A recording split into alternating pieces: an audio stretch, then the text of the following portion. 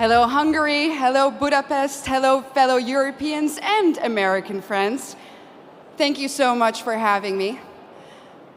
Allow me to skip formalities for a moment and dive right into a subject that is not so cheerful, but very, very necessary to discuss. Let me walk you through the past 7 days in Europe. This week in Stockholm, 3 elderly women in their 70s were stabbed in broad daylight on the streets.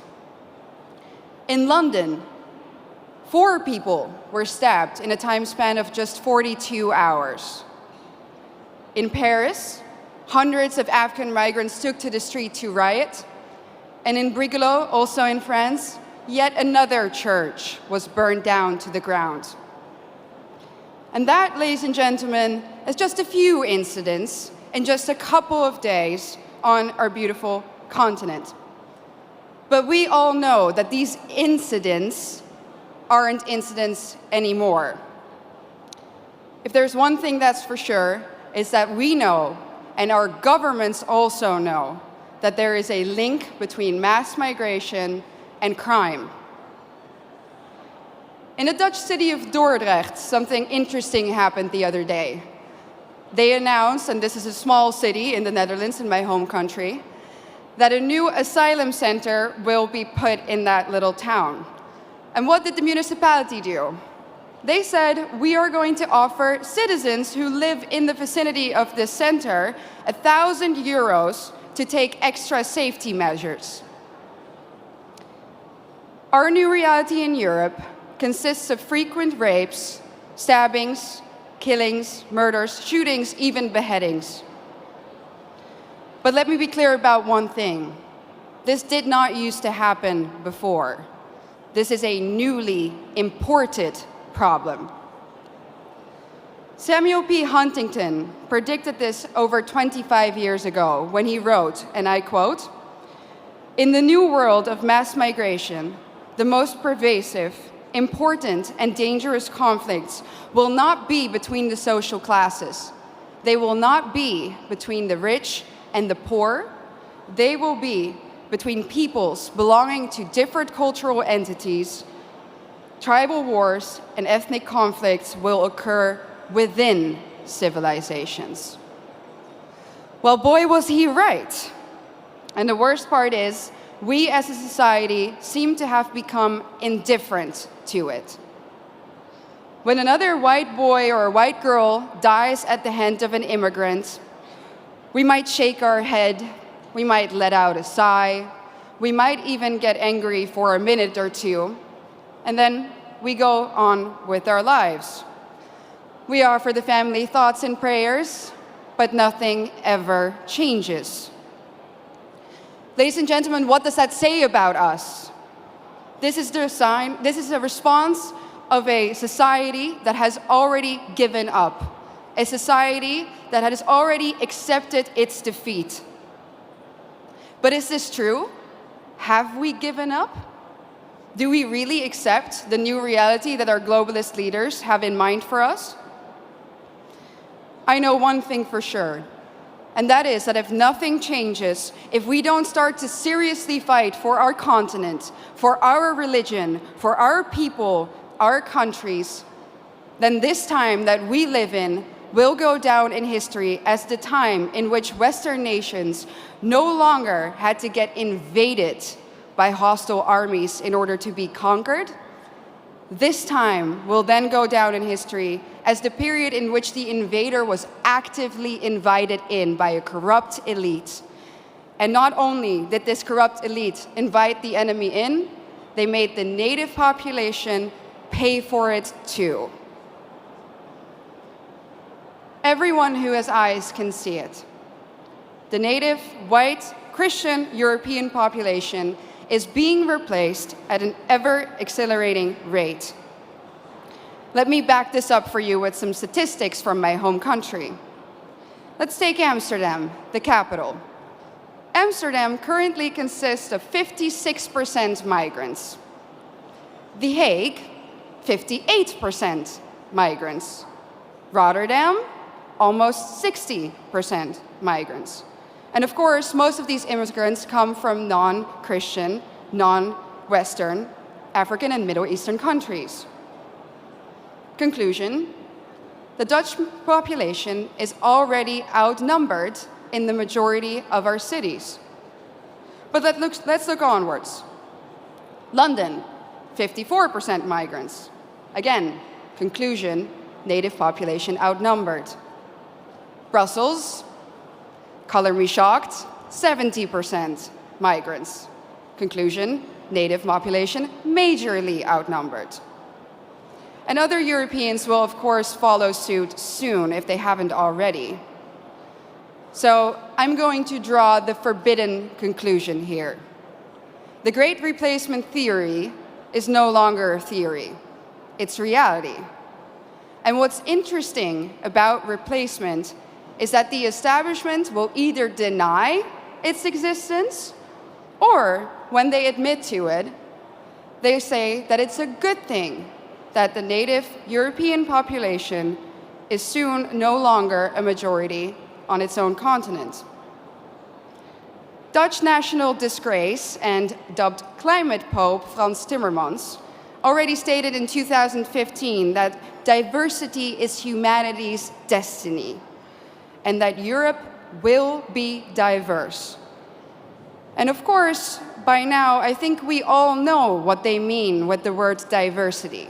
It means less white people, less of you. Imagine this in an Asian or an African country. Imagine their leaders rejoicing in the fact that their people will soon no longer be a majority in their own country. Absolutely unthinkable, unimaginable. So what in the world is wrong with our leaders? The underlying sentiment of what they say is always the same.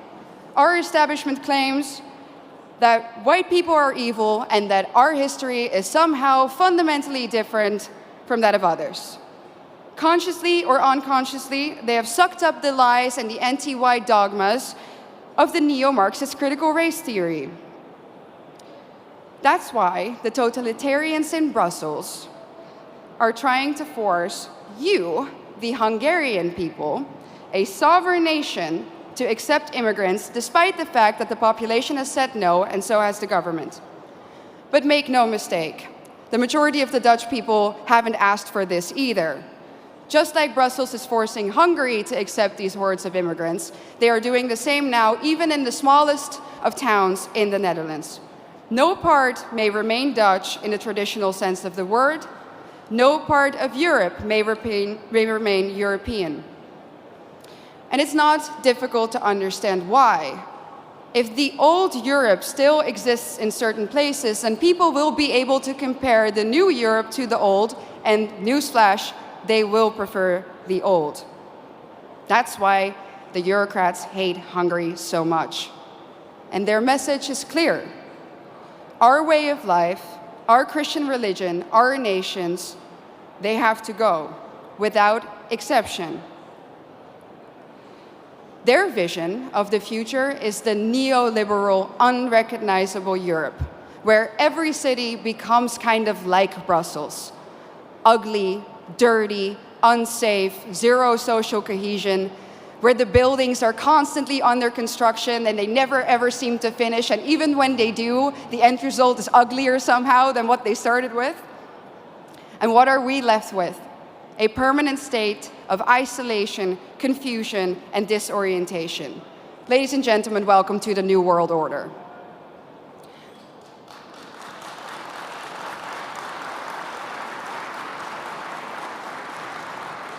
So what's the antidote?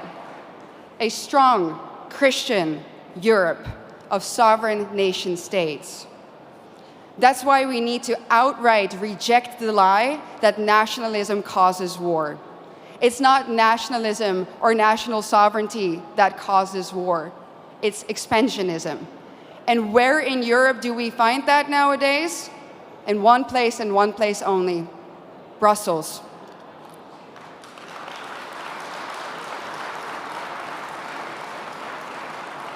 Isn't it funny how the same people who erode our national sovereignty and love to do it, give it all up to the Eurocrats there, that those people are now telling us that we need to spend billions and billions of euros on the national sovereignty of Ukraine? It's a joke, honestly, and it's a pretty sick, expensive, and dangerous joke. During a recent interview, I got asked by an interviewer, do you think that you ever go too far? Do you think that you're ever too radical? I thought about it for a second, and I said, no. No, I don't think I go too far. Truth be told, ladies and gentlemen, I think we in Europe do not go far enough. I think that if we really think about the organized, structural attack on our civilization, that we don't do enough. Do we do enough to stop the attack on our families, on our continent, on our countries, on our religion? When we hear about another murder, another stabbing of a young innocent child, do we do enough? When we know that our national sovereignty has been given up in less than a century to Brussels, do we do enough? When we hear that Christian kids in Germany are now converting to Islam to fit in, do we do enough? I don't think so. The totalitarian institute of the European Union needs to come down. Let me be clear, I don't believe in reforms. When the foundation of your institution is rotten, and that is the case in Brussels, you can rebuild the house on top of it all you want, but it's still going to crumble. So the only answer is the Tower of Babel needs to be destroyed.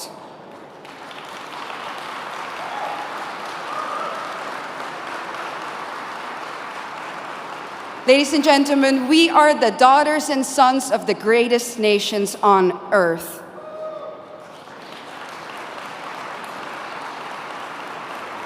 And we need to ask ourselves, what has happened to us? Where do we come from? And more importantly, where are we going?